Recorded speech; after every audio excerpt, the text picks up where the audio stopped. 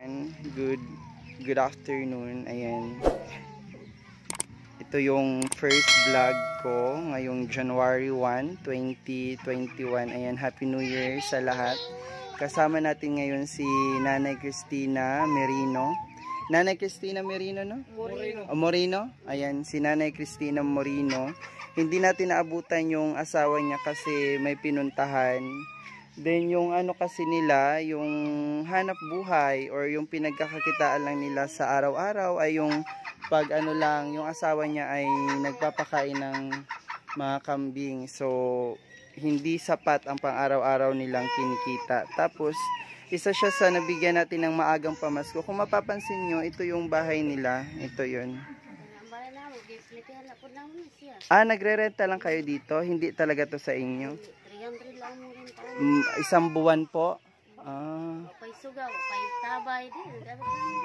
Ayan, so guys, yung ano nila, yung tinitirahan nila ngayon, hindi pala sa kanila, kumbaga nagre-renta lang sila, then walang kuryente, walang ilaw.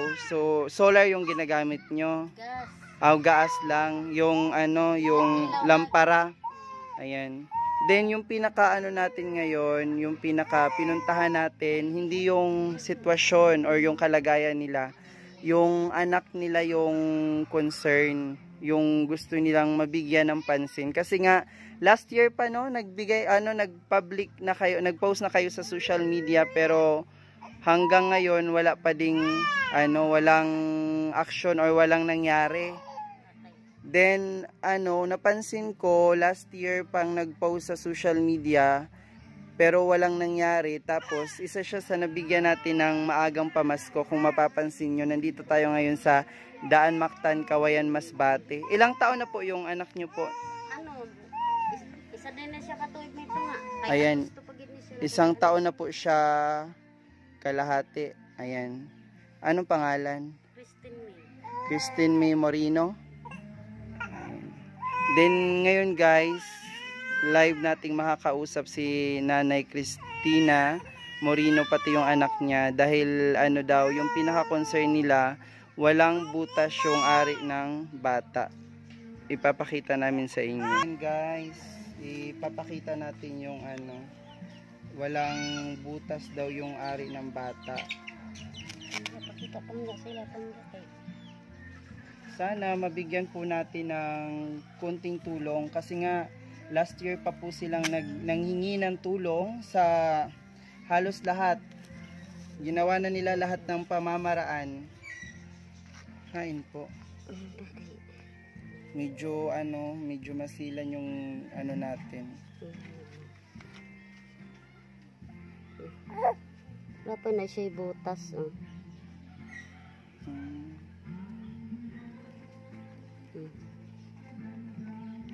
So amoy nang kuan niya. Andiri man ang ihian, andira ang sarigla. So yun yung wala diyan. Sige. Balik na lang pa. Okay na. Sige, isbog lang kayo diyan. Okay, guys, ano.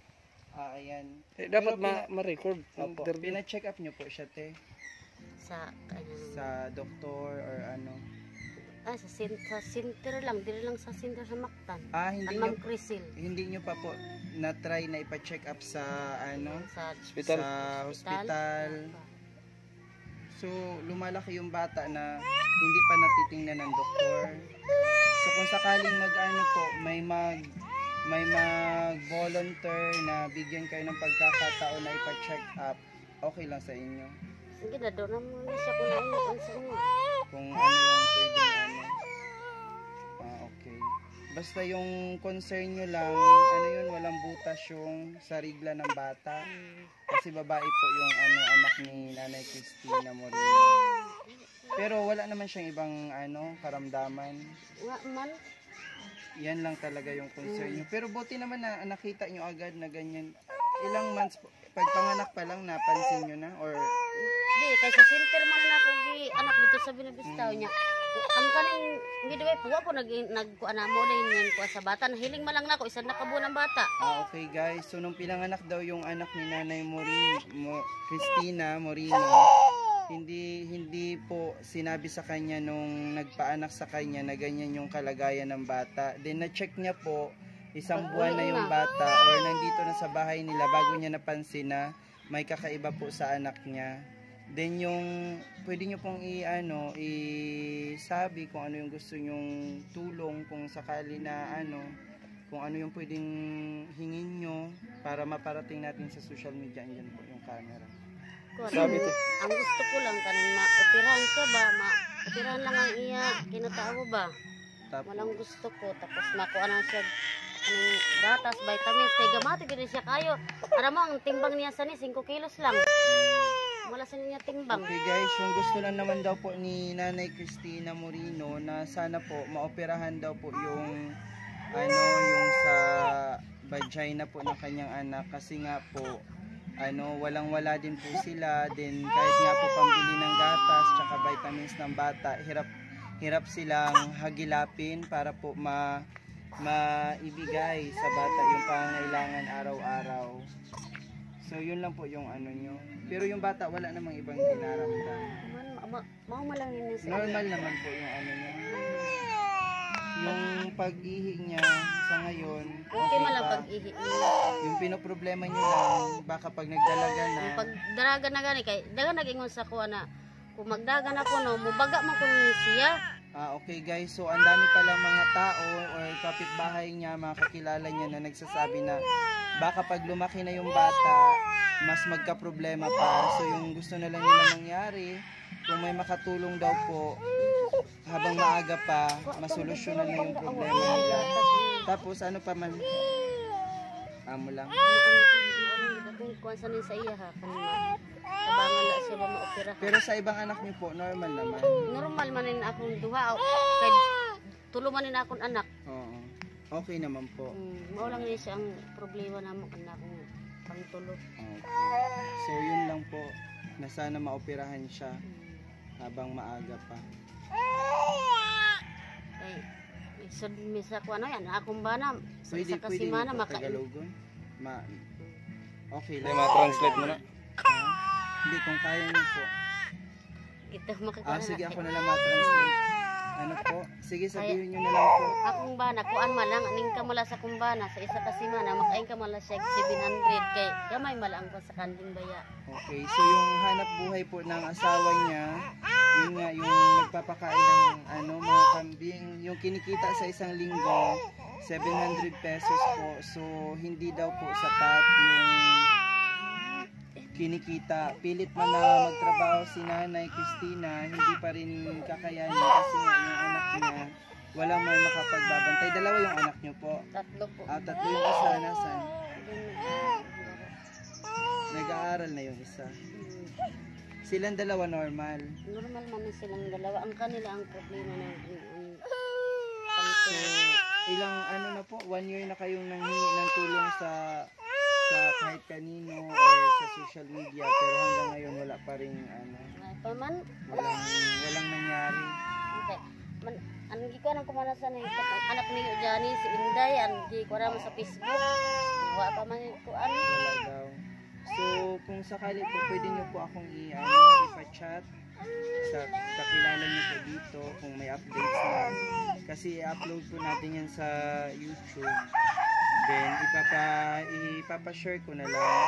So, pwede nyo pong hingin kung sakali na ihingi po natin sa mga tao na kung pwede i-share din nila yung video ng anak nyo para kumbaga kumalat at mabigyan ng pansin.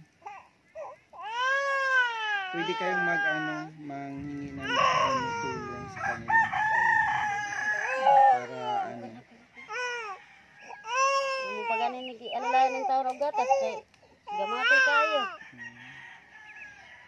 5 kilos ano pala yung gatas niya po? Kanang Bear Brand Junior lang. May box kayo dyan. Ano ka na yung mga Bear Brand no? Hindi pala. Maulang din ang kaya. Ayan. So, Pasaya ha. ilang linggo lang po yung ganito. Kuan. Ayan guys. Araw lang yan. Yung gatas niya. Ha? Kupat lang kadlaw. Yung isang ganito is 4 lang na araw. Magkano po yung ganito? Kuan 35. ano na lang natin. Ayun guys, so once again, Happy New Year. Sana mabigyan natin ng pansin or matulungan po natin si Nanay Cristina Moreno sa kanyang inilalapit na problema. Kasi last year pa po sila nanghihingi ng tulong pero hanggang ngayon wala pa rin pumapansin sa na-post nila sa social media. Then nakapunta ulit tayo dito kasi nga ang dami pong mga nag-share, ang daming mga nag-PM sa akin na kung maaari ay bisitahin natin yung munting tahanan ni Nanay Cristina. Pero hindi po sa kanila to, kumbaga umuupa lang din sila. Then yung hinihingi nila or yung hiling na lang nila na sana ay maoperahan or mapa-check up nila sa doktor yung anak nila na si Christine May. Kasi nga hindi kaya ng wala silang pera para pampa-opera or kahit pampa-check up naman lang sa doktor. So yung check up na nagaganap ay nandito lang po sa clinic. So hindi na ibibigay 100% yung buong check up na gusto nila kasi 'di ba pa yan, maraming mga proseso. Maraming proseso bago ma-check po yung sa bata. So sana mabigyan tayo ng pansin. Yun lang. Makanto na kami. Lamanuha. Salamat. Basta lang po ako, i-chat lang Roldan Manina. Shake hands ba, Rog? Ha? Shake hands. Second. Shake hands ba sa mama? Sige, bye. Bye-bye. God bless you. Bye. Makadi na kami.